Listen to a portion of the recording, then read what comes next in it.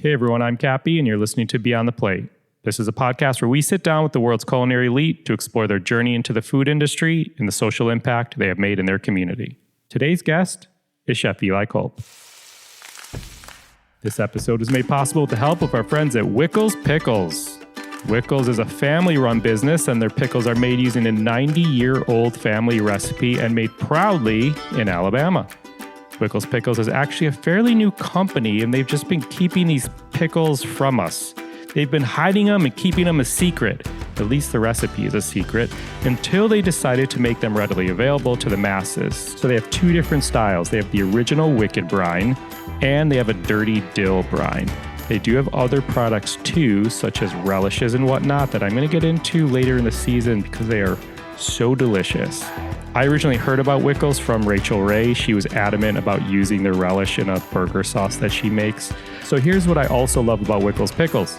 Wickles believes in giving back to their community through donating food and other resources. They support various organizations, including food banks and community food programs, as well as disaster relief efforts. To learn more about Wickles Pickles and their whole line of products, please visit wicklespickles.com and follow them on social media at Wickles Pickles. Wickles, we thank you.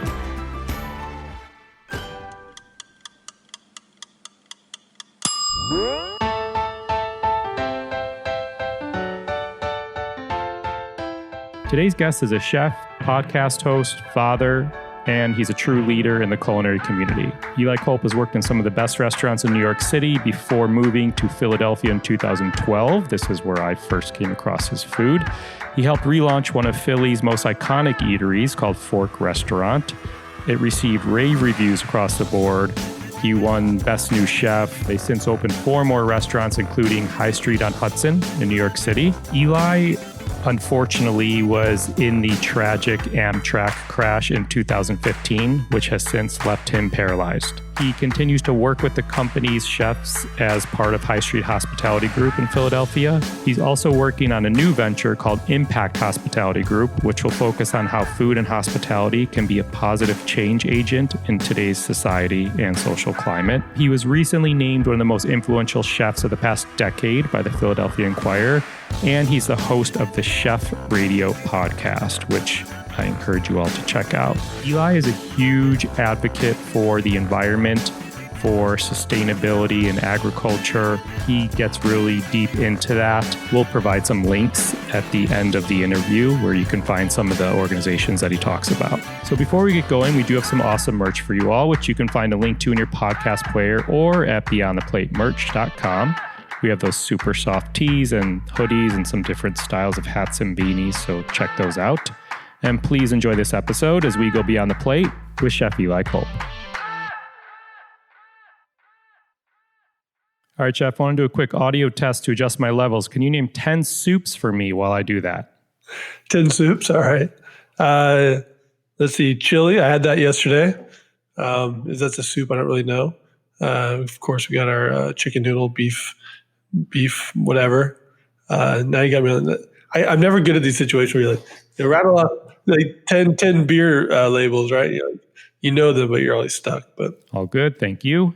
I gotta say, man, some of my best meals in Philly were early on when I started going multiple times a year when I would be out there for work and we would do QVC, and you were at Fork at the time, and those and High Street, and those were some of my best meals, I gotta say. And I was looking up, I used to write down everything I had when I traveled, and I found, I think the first time I went to Fork, and I wrote down, I was like, went to Fork, had the bay scallops with pickled beets and parsley pesto, steamer clam with horseradish, bread plate of bialy with grass-infused cream cheese, carrot dipped in butter with soil made out of cocoa nib, lemon zest, sesame, and anchovy, crispy chicken nuggets with hot mustard sauce, stracciatella crostini with pickled eggplant, and charred octopus agrodolce with potatoes.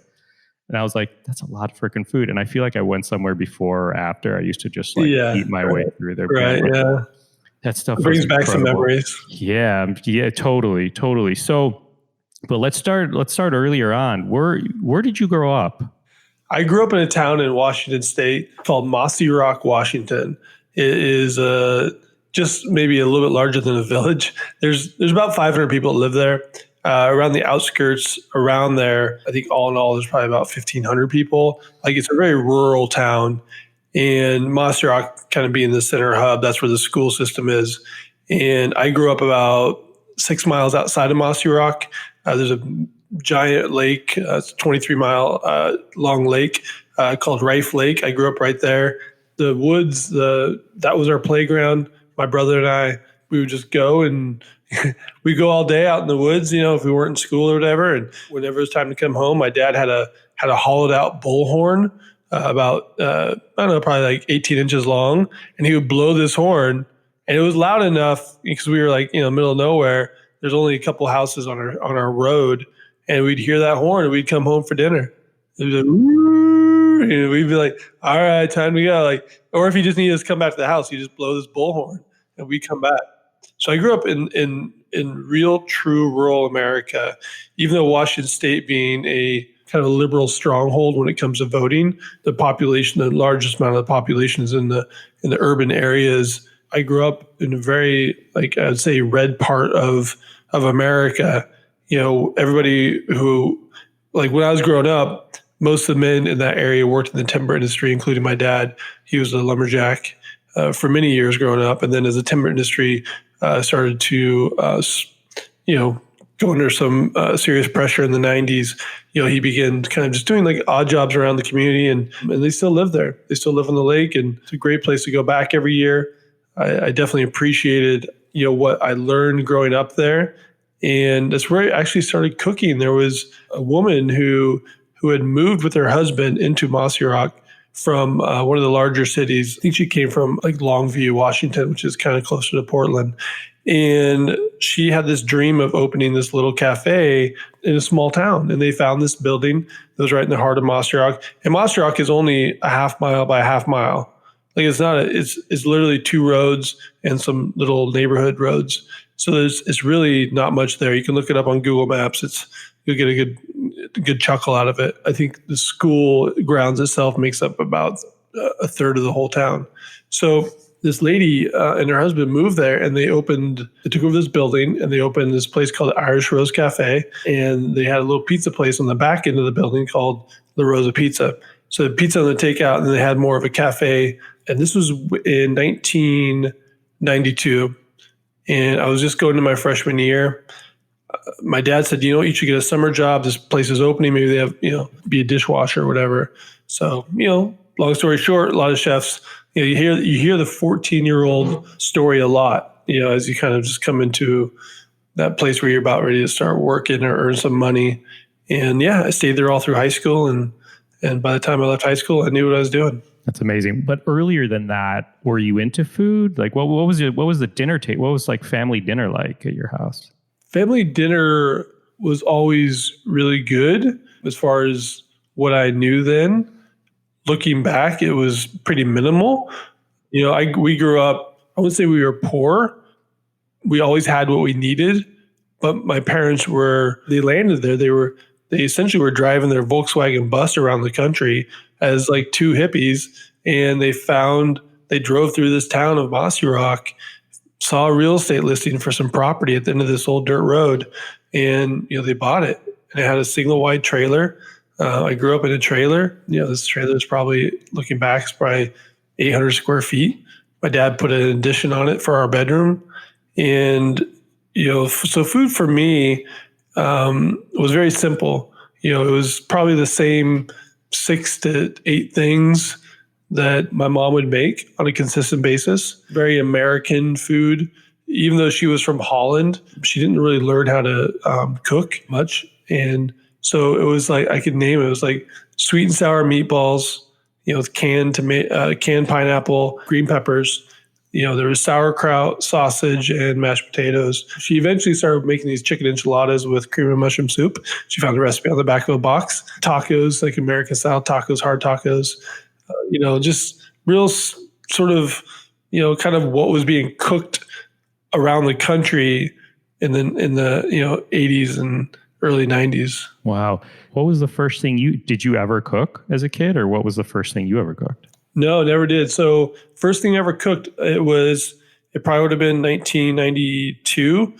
shortly after I started. Every year in Mossy Rock, we have, I think it's still there. Basically, it's like an old car show that comes to the town, and it's the busiest weekend of the year. There's like a big dance that happens in the middle of the town, and all the cars, and it's kind of like the center of the county for that weekend.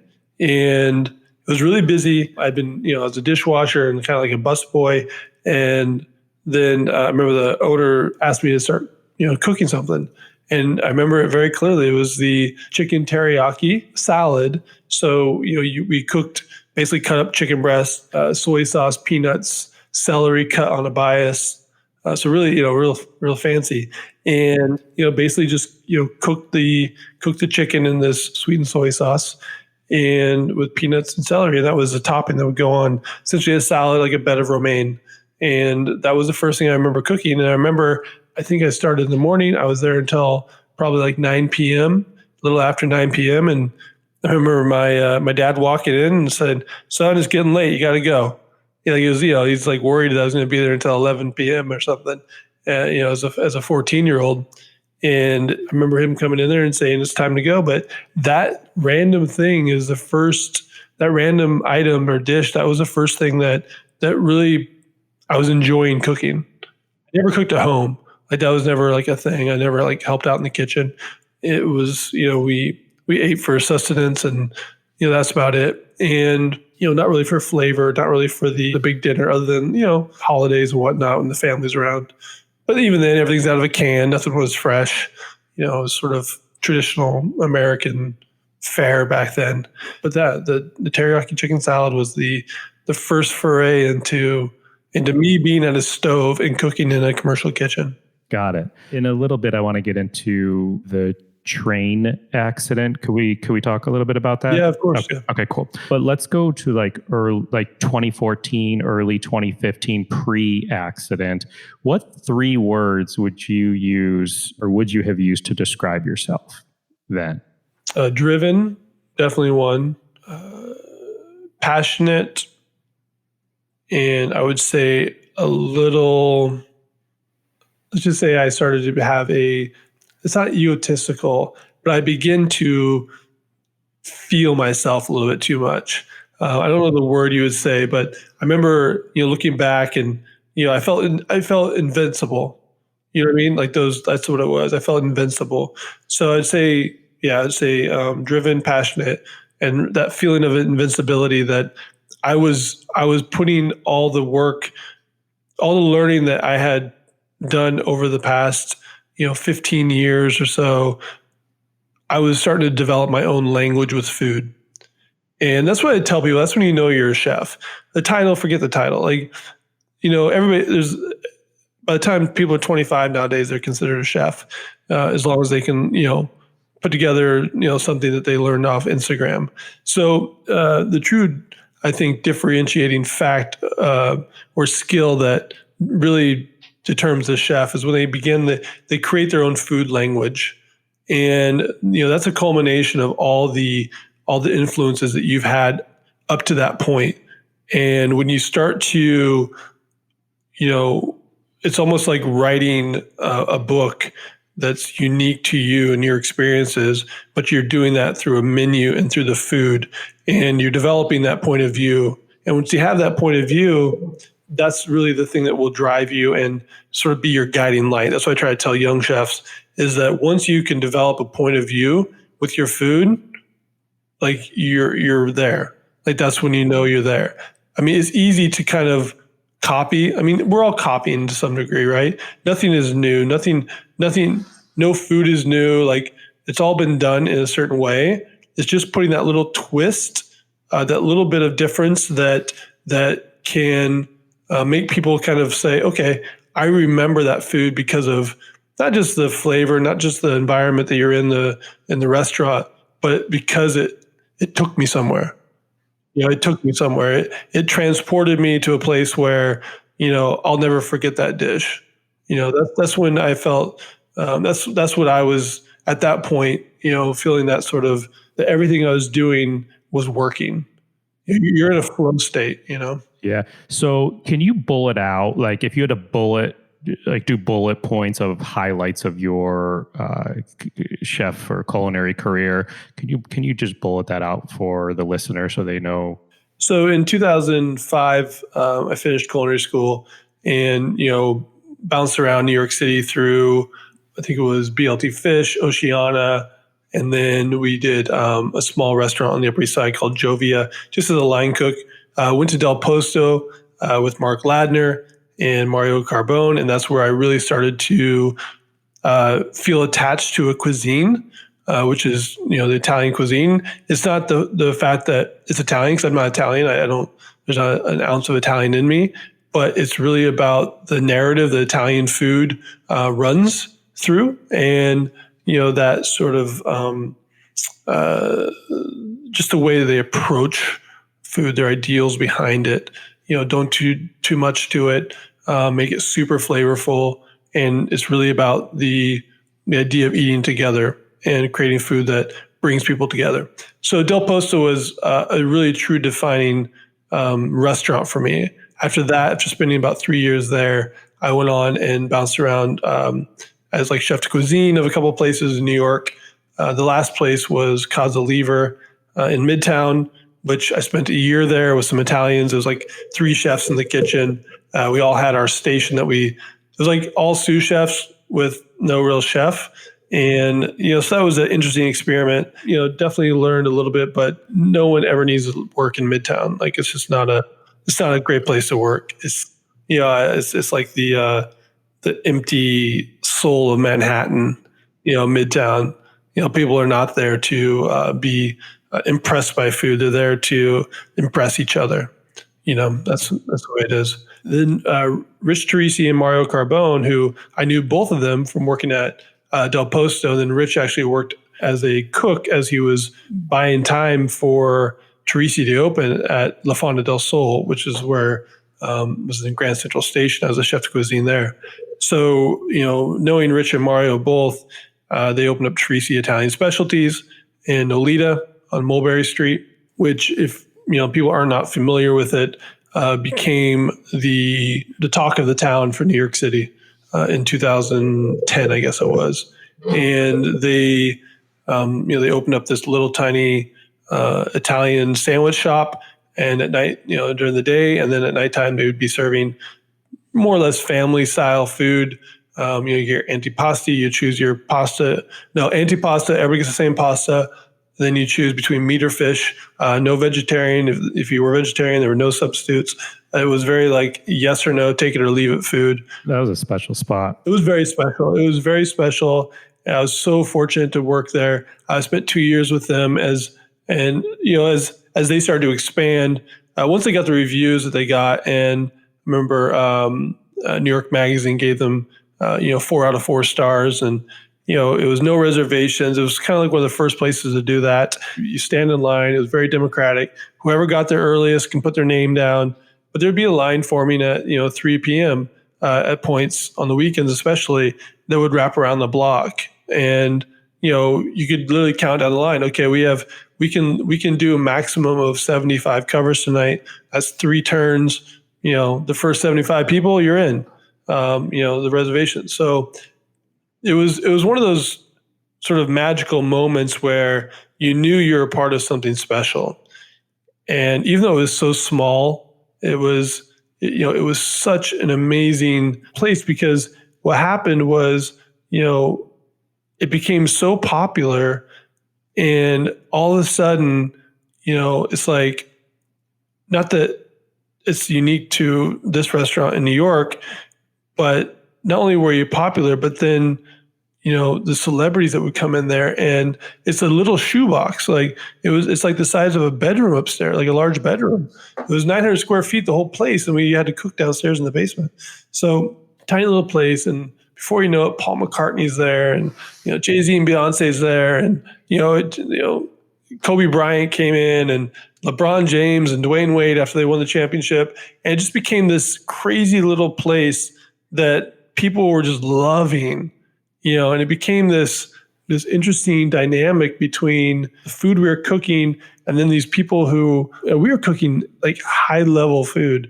I mean, there was myself, Rich, and Mario all accomplished chefs in this tiny little restaurant cooking together, and we love each other like we're brothers. Like it was not like a competition or anything, you know. So it was really just such an amazing place to be. And then we ended up after we evolved into this tasting menu restaurant. We were doing 23 courses, and it was everything about every single bite that you had along the way was some tie to New York City. And what Rich and Mario did brilliantly was said, okay, you know what? We're Italian Americans. We're going to cook Italian food, but we're going to do it our way. We're going to do little twists, little turns, and we're going to essentially incorporate the culture of New York City into the food. So whether it was, you know, Mario made I remember us working on it.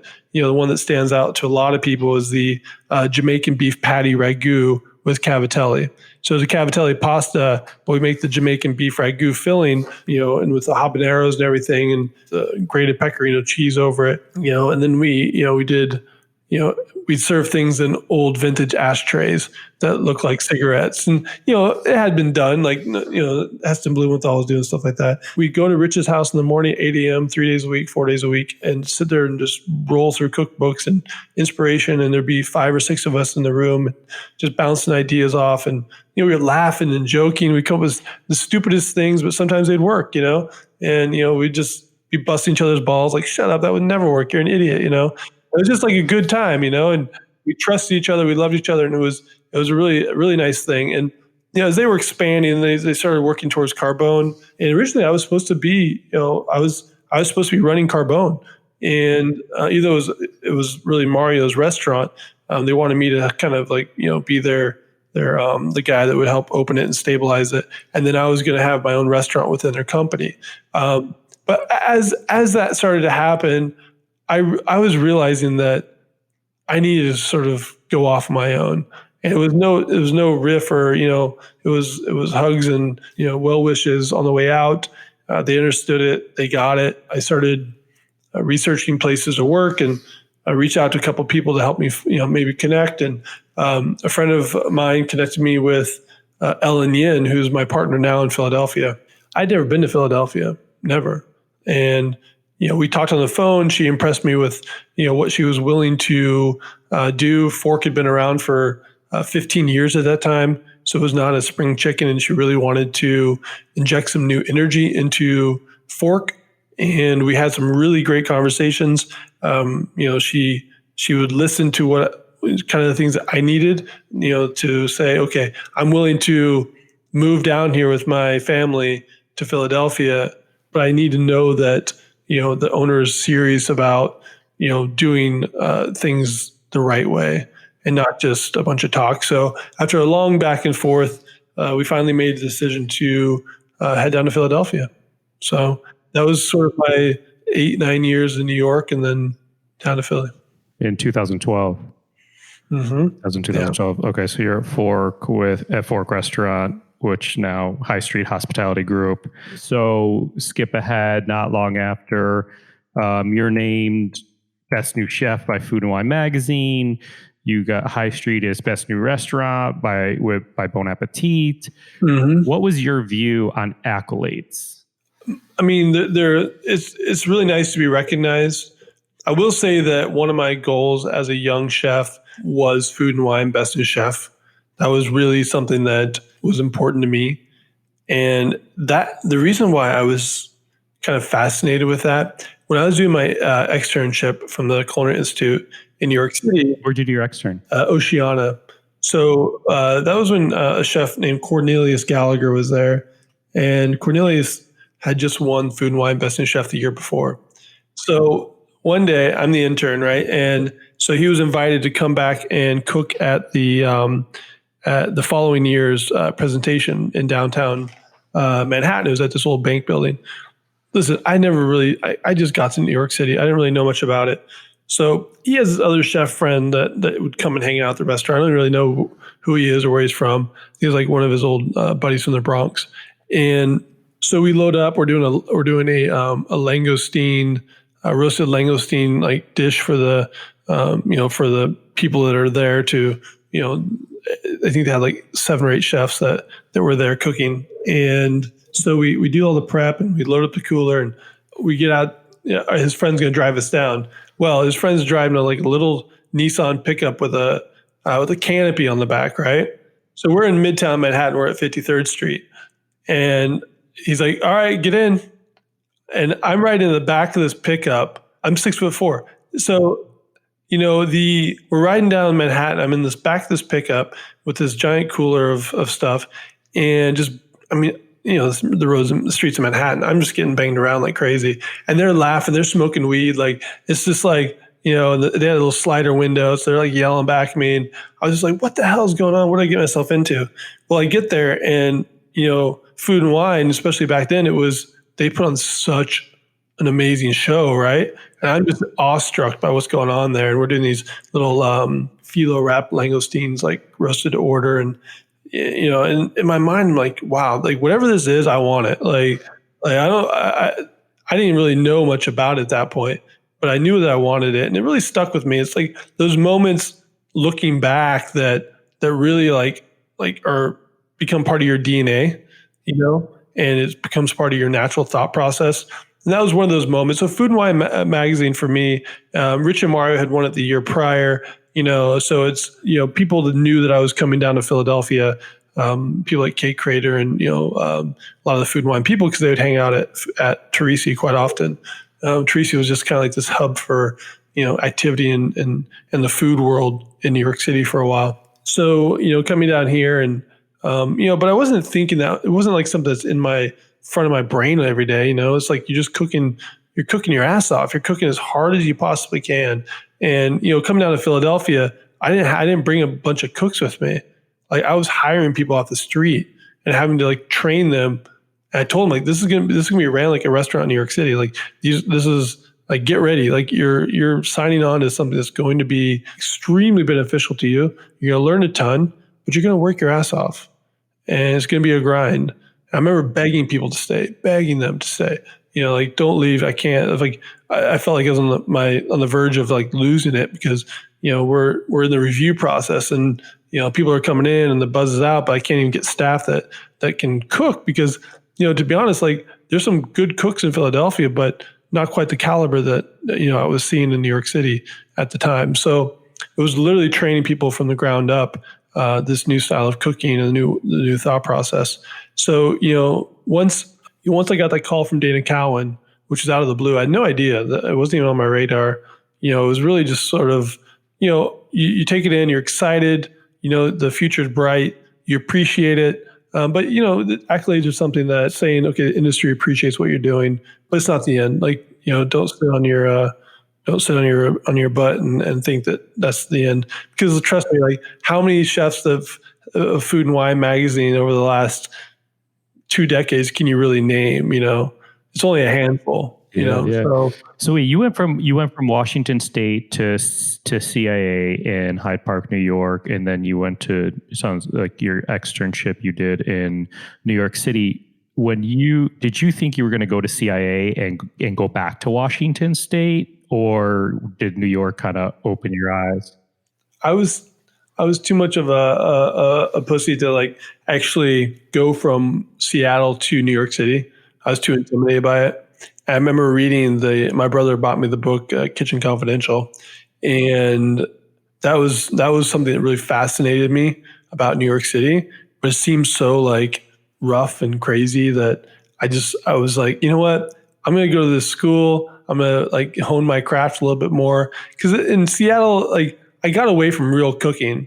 I was working I was a kitchen manager at an Irish pub, so but I knew I was having a blast. Working there was a great, in your early 20s, working in a bar atmosphere and having a blast. But I knew that I was not going the direction that I needed to, and I needed to kind of step out of that and say, I need to really commit. I'm 25 years old. I need to commit to this, otherwise, I'm going to be mediocre, and I didn't want to be mediocre. So that was when I applied, went to the CIA, and then headed down to New York after. Hey everyone, give us a second. We'll be right back with Eli shortly, but want to give some love to one of our other partners this season, Martin's Famous Potato Rolls. Martin's was founded in the heart of Pennsylvania Dutch country in 1955. They are still the #1 branded potato roll in the U.S. as I like to say, they can make almost any burger taste better. Want to give a quick and simple shout out to Martin's this week. My wife and I were using some of their dinner potato rolls, the little square ones. They come uncut. They make sliced potato rolls also. I gotta tell you something. If you're having pulled pork and you're not eating it on a Martin's roll, you're doing it wrong. This is like the number one vessel to put, by the way, for most burgers and sandwiches and whatnot, but barbecue pulled pork on a Martin's roll, it's like number one lock. I also happen to slather some of the Wickles Pickles relishes on there too, which also helped up the game. Here's what I also love about Martin's. Martin's believes in giving back to their community. They support hundreds of charitable organizations such as food banks, after-school programs, disaster relief, and others. To learn more about Martin's and check out some great recipes, go to potatorolls.com and follow them on all the socials at Potato Rolls. Martin's, we thank you. All right, back to Chef Eli Kulp. So things are going well in Philly, winning some accolades, F4, growing, expanding. Things are looking up, planning a restaurant in New York City. And then suddenly your life is changed forever. So what happened on May 12th, 2015? Right. So I was commuting from New York City at the time to Philadelphia. My wife's job, my wife at the time, her job was in New York. And originally we had moved down to Philadelphia and we wanted to get closer to her work. It was stressful for her in Philadelphia. It was, so we agreed, okay, let's go to New York. I'll come down to Philly. It's an hour and 20-minute train ride to Philadelphia. So I was doing a lot of commuting 3 or 4 days a week. And on that day specifically, I wasn't supposed to be in Philadelphia. We were beginning to open our work on the construction process for High Street, New York. And that day specifically, I'd come down to cook for a group of ladies who won this, I think it's 40 under 40 in New York. And I was a part of our 40 under 40 in Philadelphia. I was a part of that. So they asked, okay, the women can come together and cook a luncheon for them. So I came down, I cooked a luncheon for them. I think it was a Tuesday or Wednesday night. I can't remember exactly. And I usually would take the later train, the 11:04 train, back to New York City if I was working a regular shift. Well, that night I just stayed through service until it died down. It wasn't a busy night. I was like, okay, I'm gonna get out of here a little early. Got on the 9 o'clock train. And about 8 minutes into the train ride itself, the driver went into the train engineer, the guy driving the train, went into a corner at 108 miles an hour, and it's like a 50-mile-an-hour corner. Train goes off the tracks, massive derailment, catastrophic crash, killing 8 or 9 people. I was in the second car behind the business class. It was a quiet night on the train. I picked the very front seat where they have the double seats that kind of face each other, so I could stretch my legs out. And I just got on the train, checking emails, whatever, and responding to some text messages. And the train, as it was going, there's obviously shutters and stuff on the train that you normally feel, but this one in particular was really a hard shutter. It took long enough that you realize like something isn't right. You don't know how bad it is at that point. Well, the train, it's a left-handed corner, so the train goes off the track to the right. And trains don't just go off the track; they flip on their side, especially if they're traveling at double the speed they're supposed to. Apparently, the driver of the train was distracted because there was another incident on the southbound train and somebody had thrown a stone at an Amtrak train coming southbound. So apparently he was distracted and he lost track of where he was, and he was accelerating, thinking he was entering a straight stretch when he was actually entering a very sharp corner in Port Richmond area of Philadelphia. So I go flying. I remember flying through the air. I was on the left side of the train. It tipped to the right, so it kind of catapulted me across. And I remember in the air thinking, "This is it." Lights out, you have that moment. And it wasn't like my life flashed in front of me. It was literally like, "This is it." That's the only word that went through me.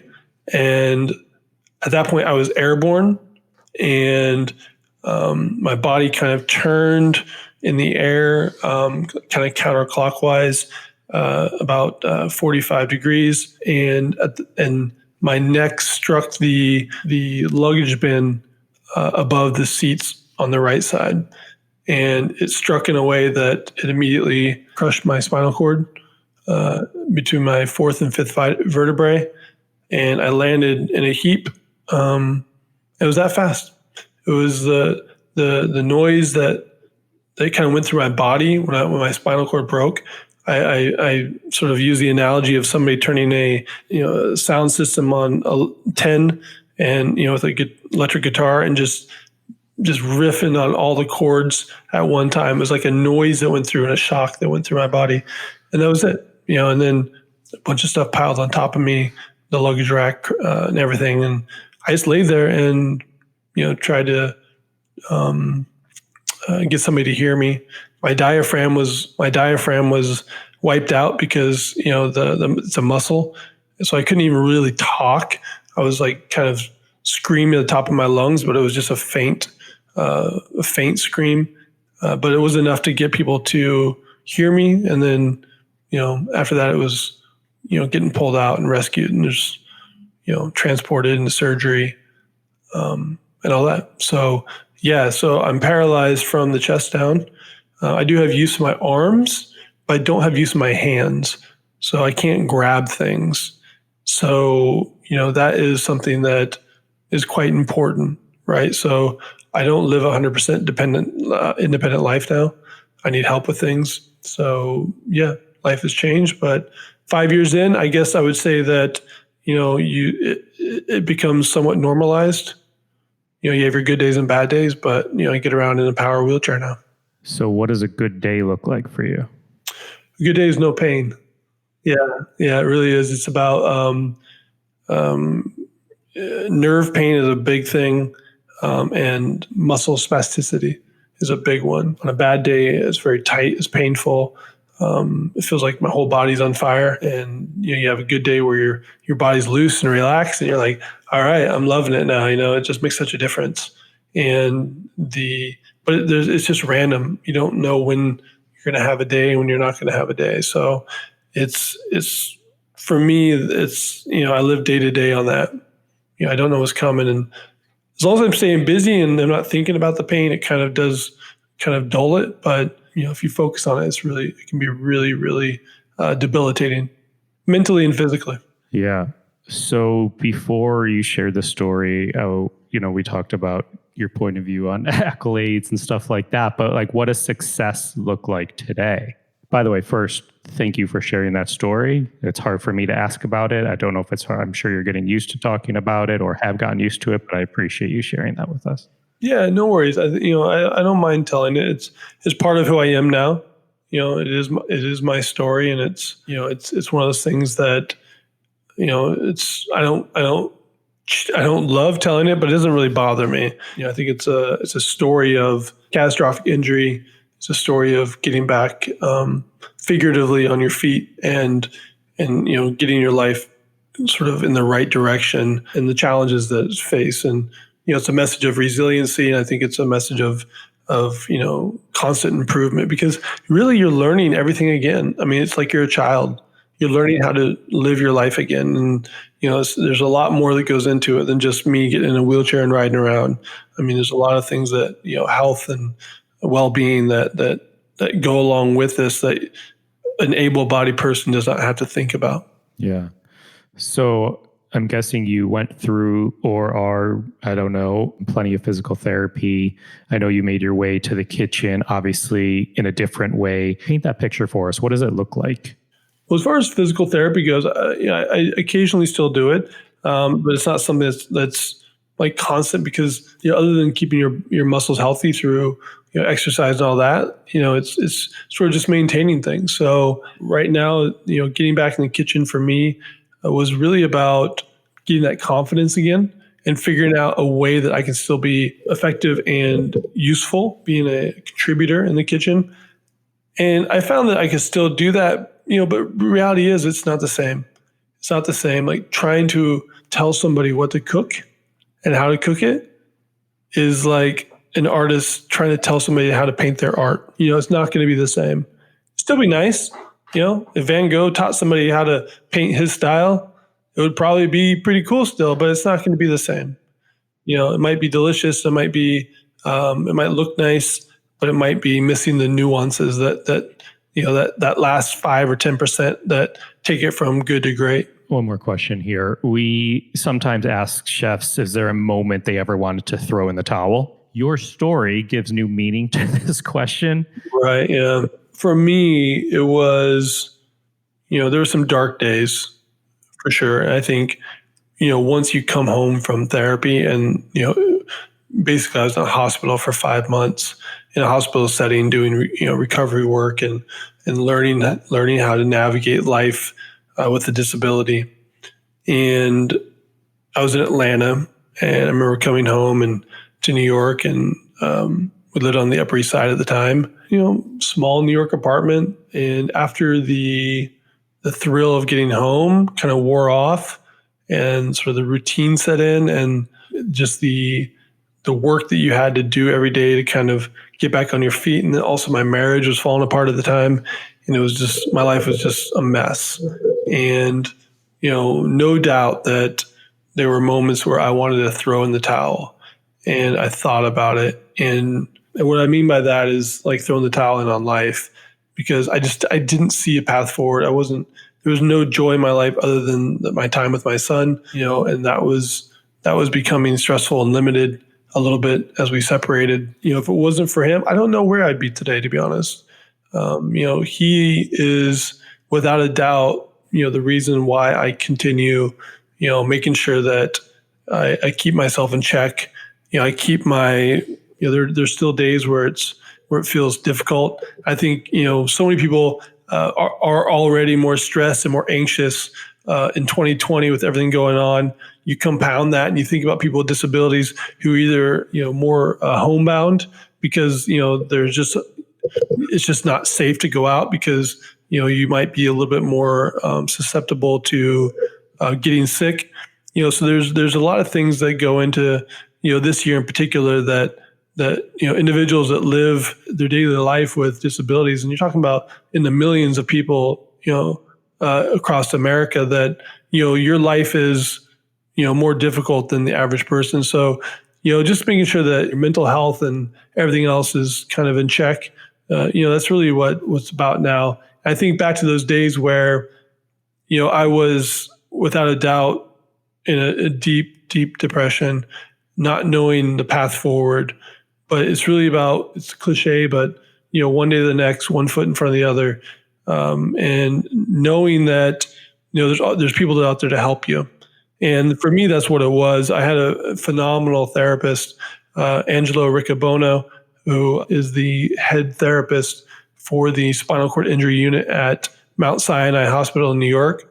And she was really able to paint the picture in a way that, yes, it's going to be hard work, but don't give up. She was somebody who could really sort of help you envision the future and get there and navigate these crises that were coming along. So I think, between her and my son being there and, always never wanting to throw in the towel for him, it was selfish of me, no doubt. Like I was thinking about me in those moments and how bad my life was. Those thoughts would quickly disappear when I would make sure I reframed the way I was looking at life, and also, make sure I had the right perspective. Because a lot of times it was, I was feeling like crap. I was in pain. It didn't make sense. Why this? Why me? Why me? Why me? Why did I get on that train? Why did I, why was I working so hard?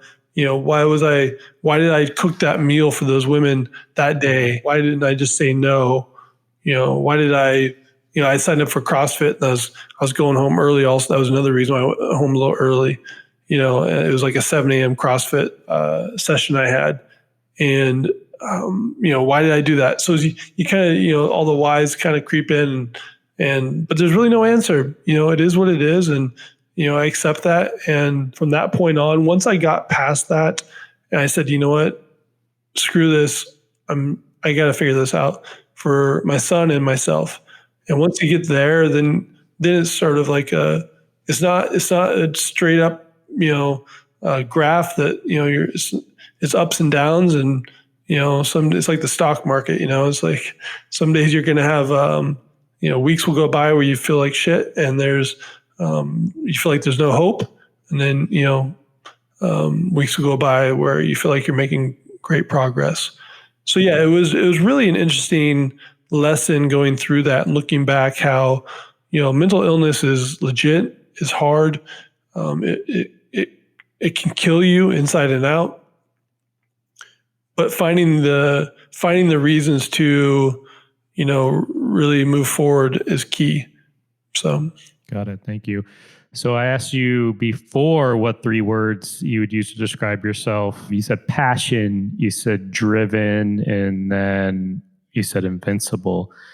Well, what 3 words would you use to describe yourself today? Driven, passionate, and empathic. Nice. Like it. Want to hit on social impact and giving back for sure. And I've been listening to your podcast, which I want to hit on, which is fantastic. And I urge all listeners to listen to it. We'll get to that in a sec. But with all our guests, as I like to say, Beyond the Plate, they all give back in different ways. And I knew that and to an extent. And that's one of the main reasons I wanted to start this podcast was because of how giving you all are. And obviously, given today's state of the world, there's even more ways chefs are stepping up and giving back, even while they're losing a lot, which is crazy to me. Would you say giving back has a new meaning to you? Yeah, for me, coming up, and I think a lot of chefs go through this, right? So you're in your late 20s, early 30s, you're in your moment, you're in your flow state, you're doing great things, you're getting all the accolades and everybody coming to the restaurant that loves your food and you're the hot shit in town. But then you age out of that, then after that, the real work starts. Like that's easy. That's easy motivation, right? You're seeing people come in and it's like instant gratification. You're seeing people post things on Instagram, but the real work starts after all that happens. And I think that's where a lot of chefs can kind of get lost, where it's hard to keep that momentum going. And I think often we think, okay, what's the next restaurant, right? And what's the next restaurant after that? Because that's what keeps you going, like the openings, right? Like that's sort of the energy, the adrenaline that you're looking for. And, this day and age, like restaurants, the margins are thin. So one restaurant might not pay the bills for you and your family. You might need 2 or 3. And, what happens with that? More money, more problems, and your life can quickly be overtaken by, you become a slave to your own desires. So this day and age with, what everybody's dealing with as far as, COVID and, social distress and poverty and racial issues, chefs as a whole, I think, we've had a voice for a while, more so than ever before. And, I think we have to continue using that voice and for finding a way that, as you get older, some chefs might choose to stay in the kitchen and just cook. But a lot of chefs, I think, are saying, what can I do besides only work for the dollar? What can I do to have an impact on the communities around us? And last year, I started to step back from, the day-to-day of the restaurants. I give my partner some room and, I trust her with everything, and started to look at ways that I myself can, put myself in a position to start helping out and giving back. So I did form Impact Hospitality Group. Right now, it's not much. It's just an idea, but the idea is there. And, I think what happened was, with COVID hitting, everything got kind of pushed back. And right now is not the best time to be looking at opening restaurants that are more geared towards social impact. But I think that is the future for me. And that's what's going to happen, because I feel like we, as a chef and somebody who has a restaurant group, my goal is to be an example of what you can do with the influence you have as a chef, and that other communities, outside of the 10% of the people that can afford to come into our restaurants in the city, that have that expendable income to drop $60, $70 on a dinner multiple times a week. We need to start looking at, okay, how can we take our impact and our influence into communities, inner city communities that are suffering. It doesn't mean you have to put a restaurant in there, but like, what do you do? Like, are you going in and meeting with people and bringing them into your kitchen and training them? There's lots of ways to kind of, make sure that you're thinking outside of the box when your collective influence. And I get it. It's hard. A lot of guys might be hearing this. They're like, shit, like I can't even get like kitchen staff. Like I'm chained to the stove, let alone be able to think outside of it. And I get that. But without a doubt, when those chefs do have time, we're giving creatures by nature. We want to give things. We want to help people.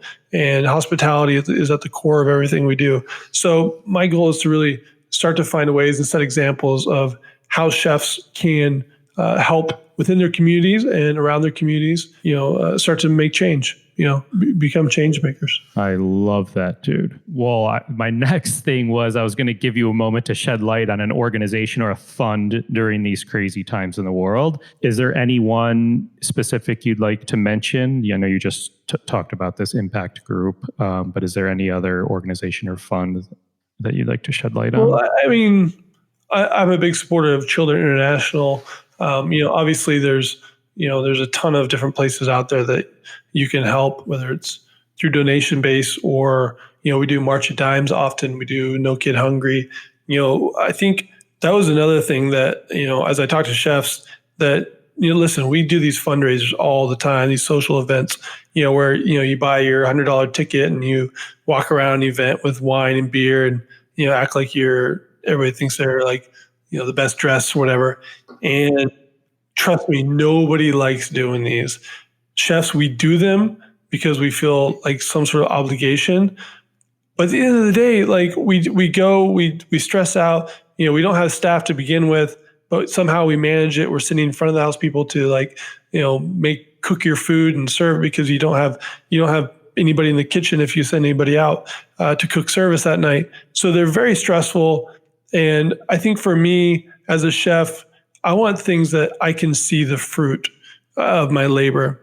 And a lot of these organizations are great. And I don't, trust me, I'm not saying not to support these events, but, as a chef, for me, I want to see the fruit of my labor. I want to be able to see the tangible outcome and of my work. And that's what, with the Chef Radio podcast, it's really about making sure that chefs have that chance to talk about it, what they're doing. Mark Vetri is a great example of that. We just had him on last week, the latest episode, and he talks about what he does with his Vetri Community Foundation, which has raised hundreds of thousands of dollars to help numerous causes and educating communities and setting up stands at farmers markets to teach and inspire people to use the vegetables and cook in more healthy and effective ways. Yeah. So segueing into that, and then we'll wrap up soon. You launched your own podcast, as you mentioned, the Chef Radio podcast. Chef stands for Cooking, Hospitality, Environment, and Food. Everybody, absolutely. So, what is doing this podcast meant to you? Yeah, I mean, it's a few things, right? As somebody who I'm not in the kitchen as much, it was really a way for me to connect with people still and connect with chefs and people in the community that have some impact on what's going on. The acronym chef, cooking, like that's what we do, right? We're going to talk about food. We're going to talk about cooking. We're going to talk about the techniques that we do and, the successes and the failures and, hospitality for the H is, exactly that. I don't want it to be just chefs. I want it to be hospitality professionals, outside of that, makers, producers, stuff like that. Environment is a big one. Like we need to really start thinking more about the environment. I mean, just the fact that we use plastic and, containers and to go and like those type of things, like what are we doing? What are we doing as a collective group and making sure we're supporting the right kind of agriculture? We're in the Northeast. We're not going to have fresh vegetables and fruit all year round. But in those winter months, are you making sure that you're doing the research to make sure that you're not supporting agriculture that is having a negative impact on the environment? And what I mean by that is the growing practices. Are they doing regenerative agriculture? Are they doing organic agriculture? Are they taking care of the soil rather than raping the soil of all its nutrients and then using purchased inputs like nitrogen and fertilizer to essentially put back some level of nutrition so that the plant can grow, and then essentially killing off the soil again? And, I've plugged this multiple times. If you haven't watched Kiss the Ground yet, you have to watch it. It's such a, it's on Netflix. It's such an amazing view into what we have to do. Right here in Pennsylvania, we have the Rodale Institute, which really laid out the founding principles for organic and what that meant in America. And it's a research facility that is all about farming and how to improve farming techniques. We have some really great organic farms all around the area here. And, I get it. People need lemons, people need limes throughout the year. Nobody's going to live without those things. But making sure that, chefs, we're educating ourselves and making sure that we are doing everything we can to empower these other farmers locally to continue to ensure that they're not destroying the soil that we have. Because at the end of the day, if we don't have quality soil all around the globe, we don't have nutritious food. And I think nutrition and being able to find vegetables and produce and meat that are raised the right way has to be at the forefront. And I think what we're seeing is every year, every growing season that we have, more chefs are being more knowledgeable with what they have. The UN says that we have about 60 years of soil left on the planet if we don't change our growing practices. I'm not talking about, the small farm in South Jersey. I'm talking about big agriculture. That's 60 harvests. That's what they say is left on the planet.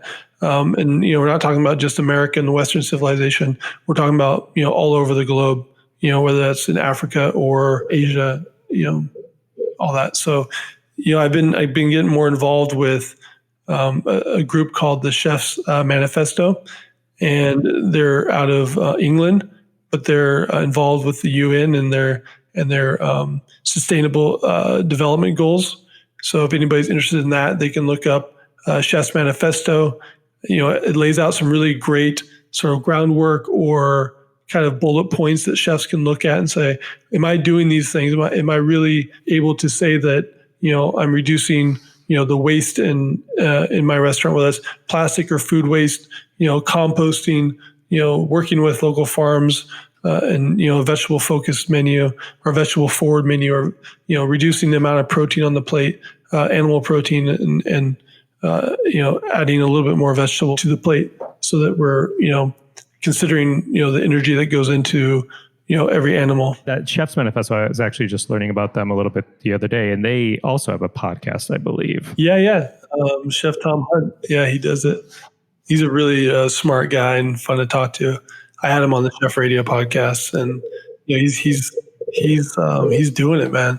He is. Some major catching up to do with your podcast. Gosh. Well, the anxiety of getting into a good podcast. Yeah, I know, right? There's so many out there. You're like, what do I choose? How do I spend my time? Which one do I choose? Totally. Yeah. Awesome. Let's do a little speed round really quick, and then we'll wrap it up. First question: what did you have for dinner last night? Well, you know what? I didn't really have dinner last night. I had some wine. There you go. Watching the election, I had some cheese. That's what I had. Wine and cheese. I had a big bowl of chili for lunch, and that was enough to get me through. I was going to order ramen from Pete Serpico's place. He has it's called Pete's Place here in Philadelphia. It's a pop-up within his own restaurant. People are doing these little one-offs, and he's doing all these Korean ramen that I really wanted, but I ate that chili the day, and it kind of ruined I was like, I can't do ramen on top of chili. It's just too much. That's funny. Name a smell in the kitchen you love. Not roasting garlic, but frying garlic in the oil, just allowing that garlic to slowly permeate the oil, and that, getting it to that point where it's that golden brown and that heat is just perfectly balanced. Yeah. Maybe throw some butter in there and some thyme and start roasting a piece of fish with it. Oh my God. How would it smell in the kitchen you hate? burnt garlic. It's such a fine line. Such a fine line between perfectly fried garlic and something I've been doing lately is frying the garlic, right? Whether it's in just like a fine mince or sliced, and then pulling the garlic out. So you got the flavor in the oil, right? And you got to have enough, olive oil or whatever oil you're using, and then just taking them out, putting them on a paper towel, and then crunching them up and putting them as a topping. You still get the flavor of the garlic in the dish. Let's say you're doing some greens, right? And you want to fry that garlic perfectly. And, I always say tilt the pan and put a little spoon or something underneath the front of the pan so that all the oil kind of sits in the back of the pan near the handle and to allow it to fry. And it's a great little like texture. I'm big on texture. So anytime I can get texture in my food is important. Sure. What pisses you off in the kitchen? A lackadaisical attitude, or just not being clean. It's a toss up between those two. What makes you happy? Happy in the kitchen. Yeah. Service. Yeah. Service, the intensity of service. It can go both ways, but at the end of the day, it's something. That's the one thing I miss the most out of probably everything that I could do as an able-bodied person. I miss going through service the most and sitting on the expo pass and just the intensity of, and just being, you have to be on point. You have to be on fire. You got 30 tickets on the board and you're calling out to your team. Your team's depending on you for that information and just keeping it straight and keeping it flowing. There's nothing more rewarding than a good, strong service that you got through with your team. Yeah, for sure. What actor would you want to play Chef Eli Kulp? No, man, I don't know. I don't know. I don't really know that many actors. I mean, other than like, the obvious ones. So I'll say Brad Pitt 'cause he's just really good looking. He make me look good. There you go. I actually like him as an actor. He's actually a good actor. Yeah, for sure. All right. So you have a son. How old's your son now? He'll be 9 in February. So almost 9. You have an 8-year-old son. What pieces of advice would you or do you give to him when it comes to living life or giving back? Respect and kindness. That's something I tell him all the time. It's about respecting everything from other people to, the planet, all these things, having respect for, what we do here on the, throughout our lives, just kindness to other people. I think that's one thing that, we lack a lot of times. And, we're quick to, I find myself quick to judge sometimes, whether it's, who you're voting for or what's going on in our country. But respect and kindness is always something that, I remind him of constantly. All right, dude. Well, thank you. I really appreciate you taking the time to do this. Yeah, it was fun. My pleasure. It was fun. I mean, I've loved your food forever. I love seeing you when I would see you in the restaurant, your passion for highlighting ingredients in food and a farmer, whether it's a grain or another piece of produce or something like that. It was kind of infectious at the time. And then, now getting to know you more through your podcast, that's shining through your podcast as you highlight these people on there and giving them a voice. It's awesome. And I loved in some of your episodes, you talk about your willingness and wanting to do more mentorship and leadership now, which you're incredibly inspirational. Truthfully, you speak very well to that. I think you changed a lot for the food world in the past 10 years. And I think, obviously, due to circumstances, you're going to continue to make a difference, whether it's directly in the kitchen or for someone else outside of the kitchen. It's going to be incredible to see. You can never, you can't predict what's going to happen to you, but you can always control how you react to it. And, I think that's an important lesson that, if I tell people, if you get through this life unscathed through, no tragedy, whether it's your close family or disease or, you're very lucky. So you got to be prepared, mentally, things are going to go wrong in your life. And those moments, really staying grounded and keeping that perspective is something that I learned along the journey. Yeah. Amazing. A big thank you again to Chef Eli Kulp. Find more on him on social at Eli Kulp. To learn more about the Rodale Institute, check out rodaleinstitute.org. And if you want to find more on the Chef's Manifesto, Just Google Chef's Manifesto. That link's a little longer, but if you put in Chef's Manifesto on Google, it'll come up. Find me and keep up to date with this podcast across all social media platforms at On Cappy's Plate, or go to beyondtheplatepodcast.com. Beyond the Plate is on all the socials at BT Plate Podcast. This episode was produced by myself along with Ian Cohen, Joel Yetton, and Sean Petrosian. Thank you to Sarah McClellan-Me for her digital media savviness. Our music has been composed by Goldford. Find him at iGoldford. As always, a special shout out to my wife, Katie. Please rate, review, and or subscribe to this podcast on your listening site of choice. And join us this Friday for our third episode of Beyond the Drink, a little companion podcast, if you will. We'll be talking with a couple talented mixologists out of Miami this week. Thank you for listening to Beyond the Plate. I'm Cappy, and remember, there are never too many cooks in the kitchen.